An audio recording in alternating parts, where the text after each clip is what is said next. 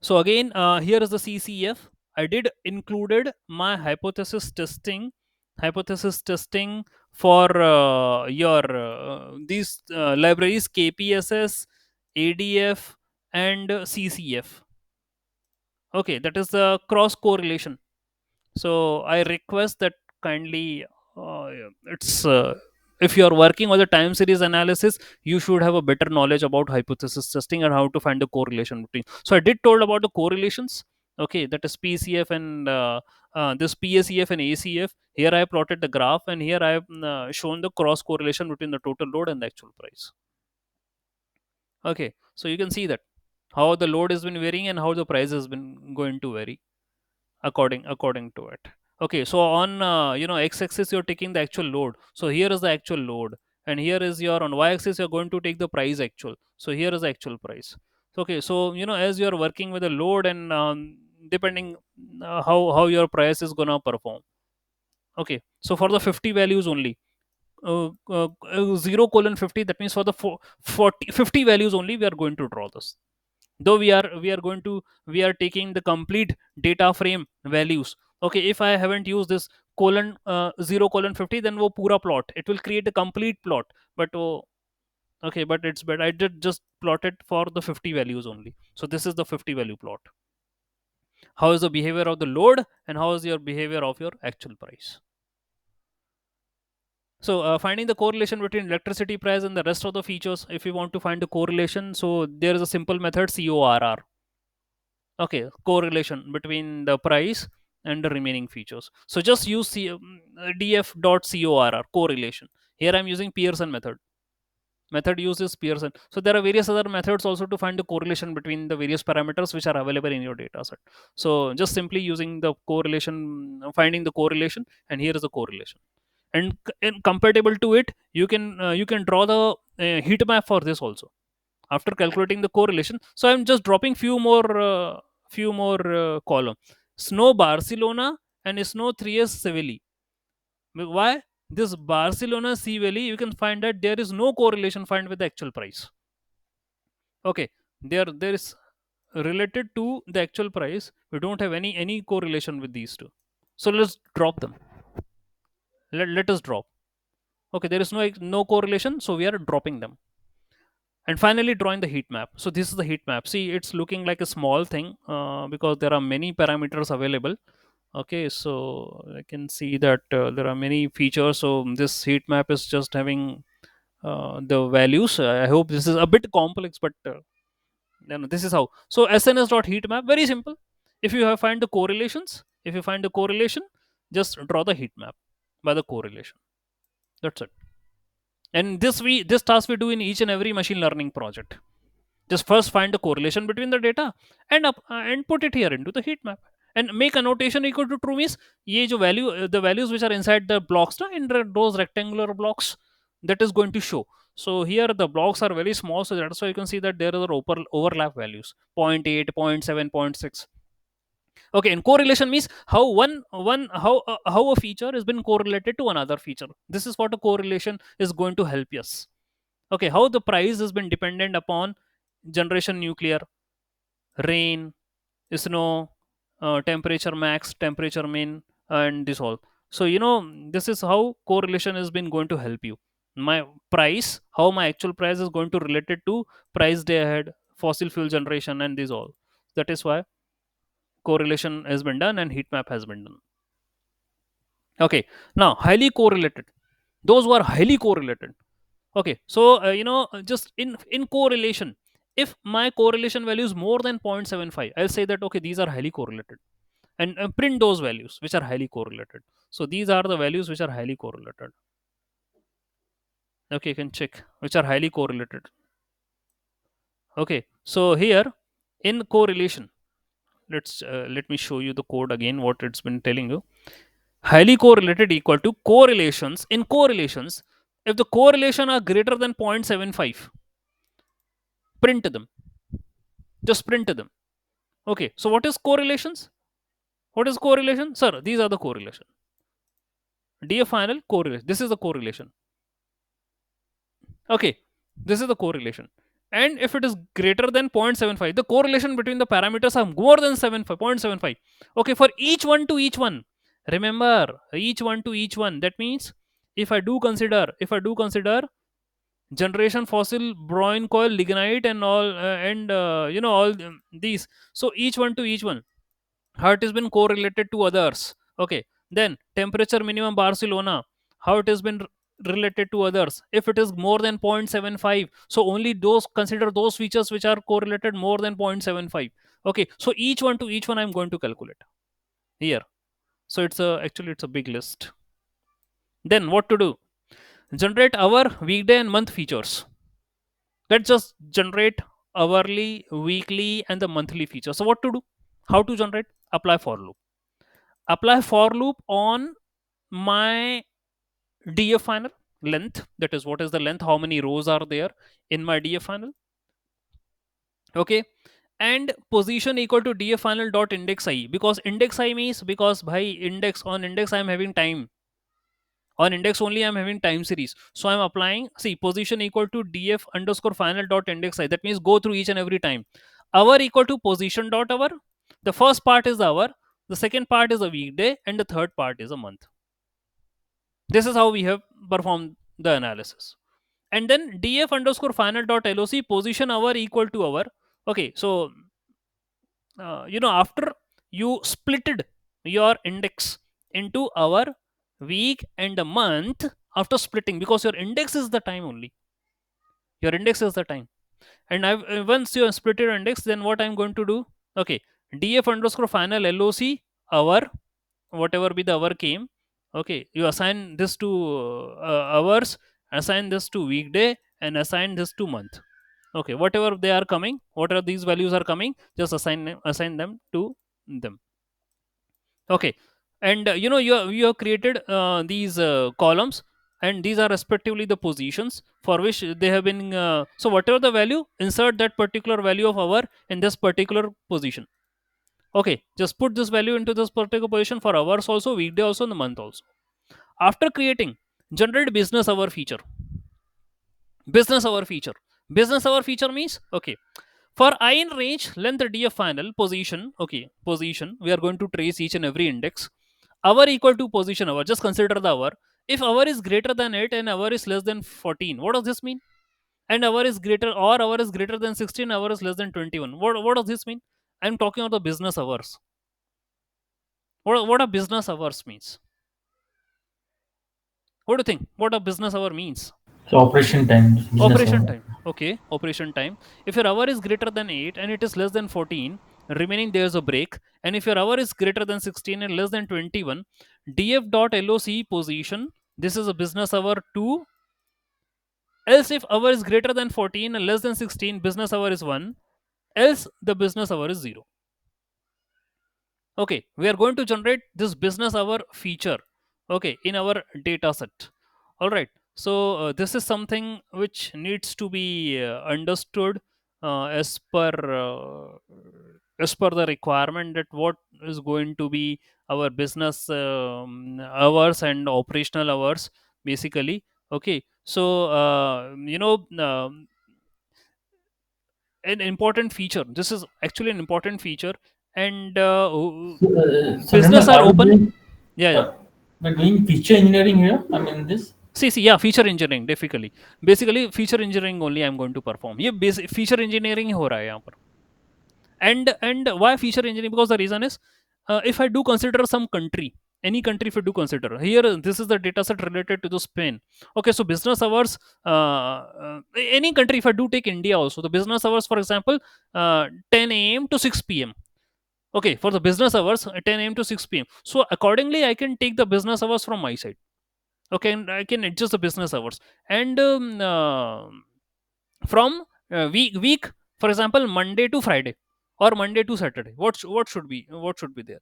Okay, so the value of the business hour should be like equal to 2 if the given hours are within the business hours, and it is 1 if the given hour is not in the business hours, or else it is going to be 0. Okay, so here what I'm going to perform, key uh, 8 to 14, If the business hours is between, in my country, if you're going to start the work from 10 a.m. to 6 p.m., okay, so this much is your hour, whatever the hours has been coming in from your index. So you need to assign the business hour value to 2, else 1, else 0, if it has not been a business hour or the working hours.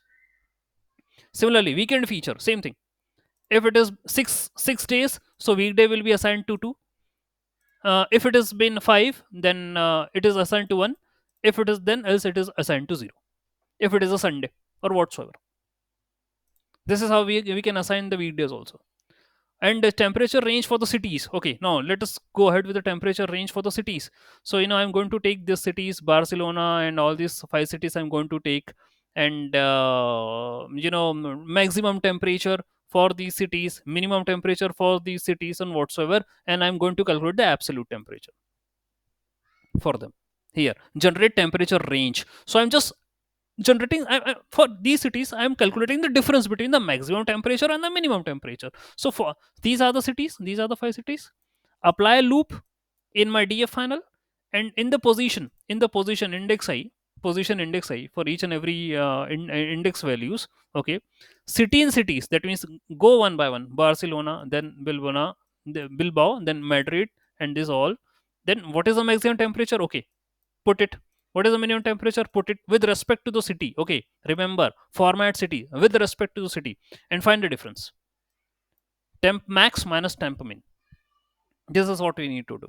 And then calculate the weight of every city. Weight of every city means total population and how much population are there in these cities.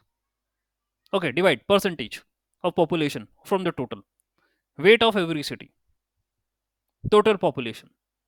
And then cities weights, so whatever be the weights are, uh, that will be, I've created a dictionary. Cities weight will be like in a dictionary. Madrid, okay, this is the weight. Barcelona, this is the weight. So this is a dictionary actually.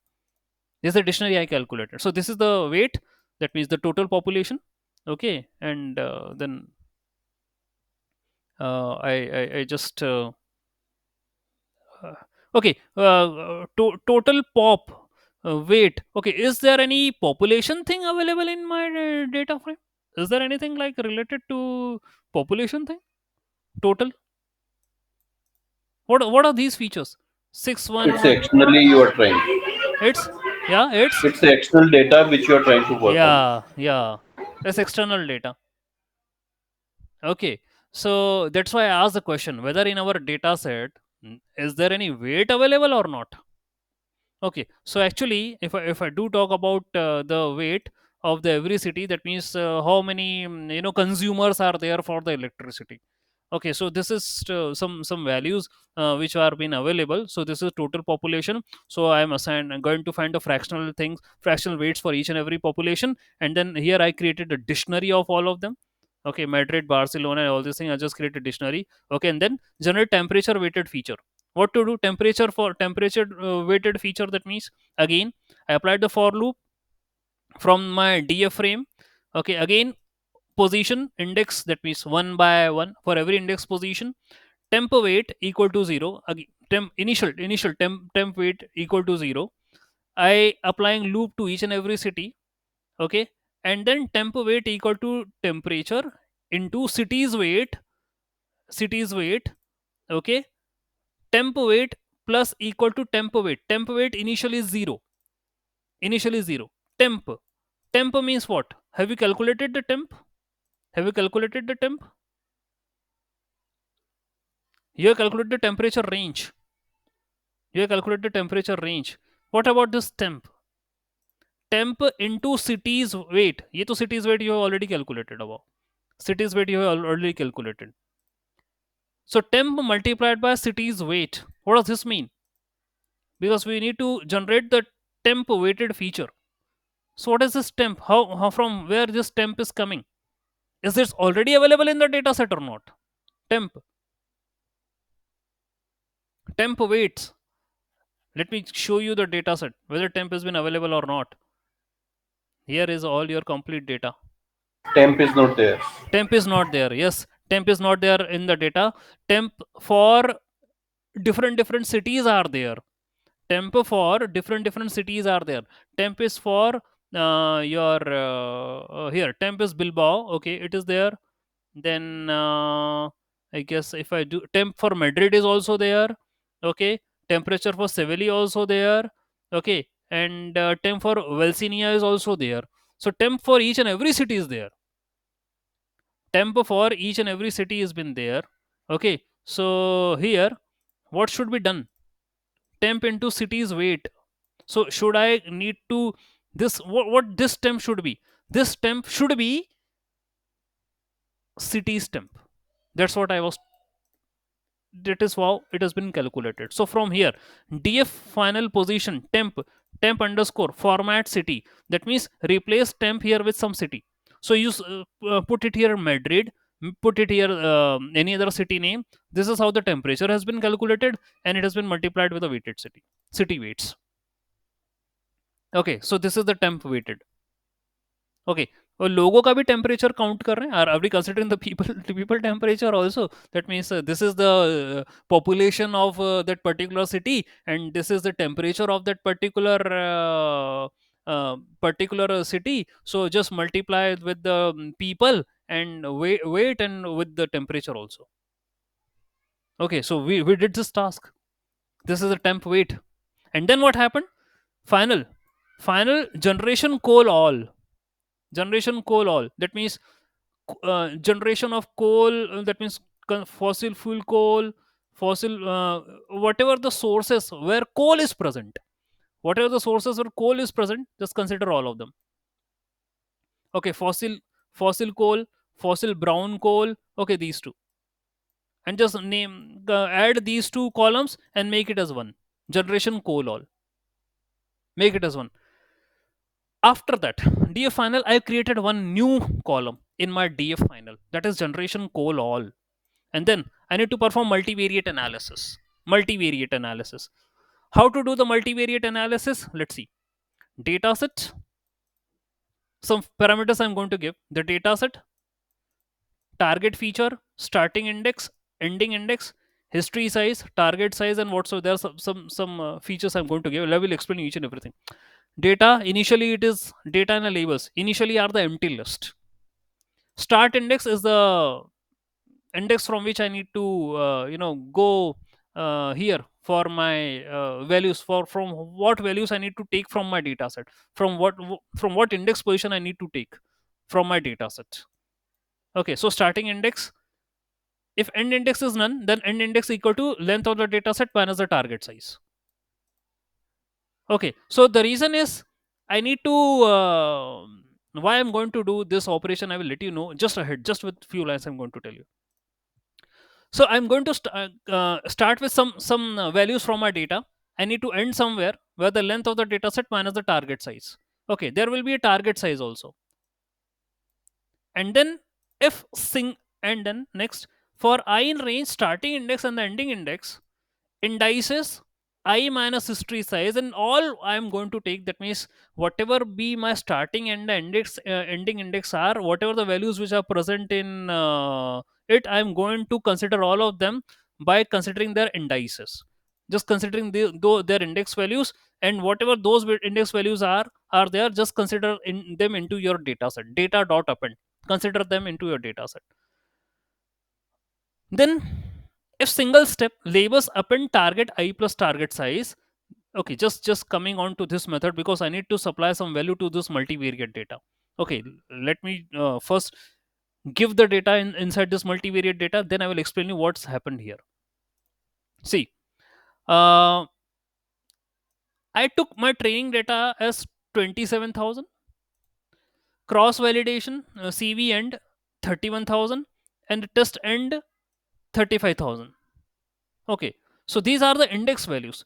Train index will end at 27,000, cross validation will end at 31,000, and test validation will end at 35,000. The reason is my data set is of 35,600. So I told her that from my side, take the training data ending index position as 25,000. Okay, so if you do take from 0 to 27,000, this is your training data index. Remaining some data, you took for the cross validation CV up to 31,000, and remaining the data you took for the testing data. After 31,056, the remaining data 4,000 data will be for the test purposes. Now df final df final drop the actual price and take y actual price on the y axis. This is what I need to perform the target for. Take actual price on the y axis and drop actual price from the x. Perform the reshaping. Reshaping is required just to change the shape of my data frame. That is why I need to perform the reshape. I did perform min max scalar. As you know that why min max scalar, I need to normalize on the all the features. So I did perform min max scalar over x also and y. Okay, min max scalar x and y. Okay, perform over the training data. Training data. So here, if you think, sir, why this method has been performed, sir? Why shouldn't we use a train test split, sir? We can give here, we can put there, sir, test data is 25% and training data is 75%, sir. Directly we can give that particular thing. Why you are use this method, sir? Multivariate data and all this starting index and the ending index and all these things. Okay, let's see ahead. What will gonna happen? So I performed the scaling of my data also to just to normalize them. Okay, this is the normalization I did, and then I perform principal component analysis. Principal component analysis, as I told already, that those features which are been useful for us or which are contributing, those features which are contributing high in your analysis, with the help of PCA we can find them, and those features which are least contributing, usko nipta do. Okay, we are not going to use them. So that is why principal component analysis or dimensionality reduction has been done. Okay, so here the number of components has been taken from the length of the PCA as per see, this is I fit my data, I fit my train data into PCA. Okay, and I found that okay, this is my dimensionality reduced data x underscore PCA, and then I plotted the graph, variance, principal components and the variance. So it will let you know that how many principal components are there, 1 2 3 4 5 6 7 8, whatever the principal components are there. So I guess between 20 to less than 30, I guess, and there are about 27 to 20 26 27 principal components are here. On the basis of that, I have plotted the graph for the variance. Variance me shows the distribution of the data. So for each component, so this is PCA, and okay, this feature is contributing a lot, then this feature is contributing, this feature is ये जो tall tower, the towers which you are going to see na, this is been representing that how much that particular feature is contributing in your data set. So the feature which is having tall tower has been contributing a lot in your data set. So this is this is the features along with the PCA. Okay, so PCA n components 0.80, 80%. Okay, so just take those components only, and now I found that my x underscore PCA shape was 16. Okay, which are contributing 80%.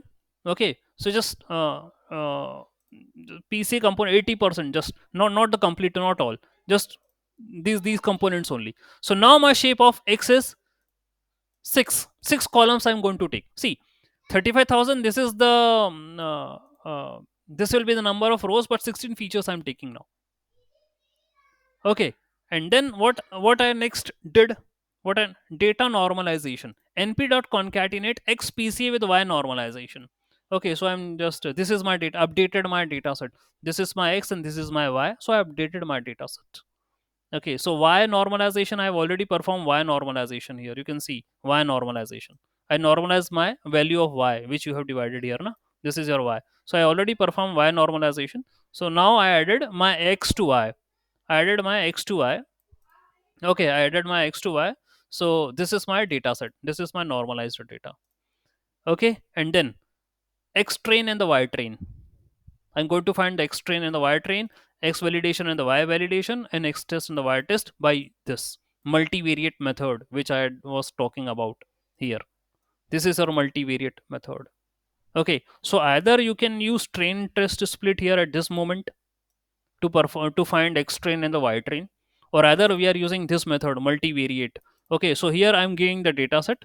Here I'm going to give starting index is 0, and here are the index position from the train, and all these things has been mentioned here. So what this multivariate data is going to do, this is just going to assign the data and the labels. Okay, so initially data and labels are empty, so here it's going to check for the starting index, ending index, and whatsoever been there, it's going to assign the values. This is what it's been performed here. Okay, so now the next thing is, let me go back to the core portions. All right, so I guess we are already exceeding a lot of time. See, after splitting this data, few things you can put from your end. Here I did applied. Okay, here I did applied the XGB. Okay, xtrain XGB, xwell XGB, and xtest XGB. Okay, so xtrain, xwell, and the test XGB, I have found these and put them into XGB. XGB, I have put them because the model was XGBoost, and I did explain about the XGBoost model.